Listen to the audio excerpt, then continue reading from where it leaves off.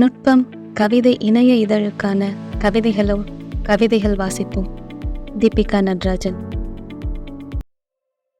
அவளுக்கு அழ வேண்டும் போல் இருந்தது. அடுத்த நொடியே காலத்தின்றையில் பின்னோக்கி ஓடியது. முதல் நிறுத்தத்தில் கதவுகளற்ற கூண்டில் சிறகுகளை மயிரென்று நினைத்த பறவைகளுக்கு உணவூட்டி கொண்டிருந்தாள். அடுத்த நிறுத்தத்தில் சிறையாகிவிட்ட வீட்டில் கேள்வியின் பகல்களுக்கு பயந்தபடி இரவுகளுக்காக காத்து கொண்டிருந்தாள். அடுத்த நிறுத்தத்தில் உலகம் உருண்டை என கண்டுபிடித்தவர் இரட்டோனிதாஸ் என்று படித்தபடியே ஜன்னல் சதுரத்தை விரித்து கொண்டிருந்தாள்.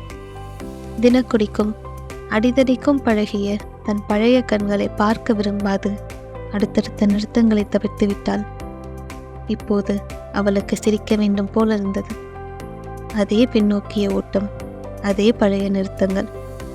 மழைக்குறிகள் தீவிரமாகிவிட்ட வானத்தை உறுதிப்படுத்தியபடி அங்கொரு கோமாளி அரங்கிற்கு தயாராகிறான்.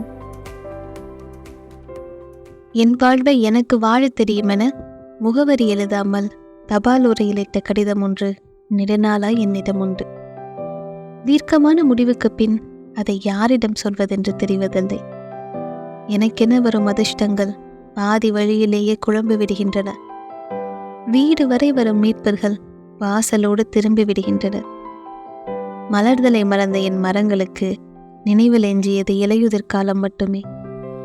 மீட்சியின் எல்லா பாதைகளும் தொடர்பு எல்லைக்கு அப்பால் போய்விட்ட பிறகு எனக்கு யார் மீதும் எதன் மீதும் வருத்தமில்லை.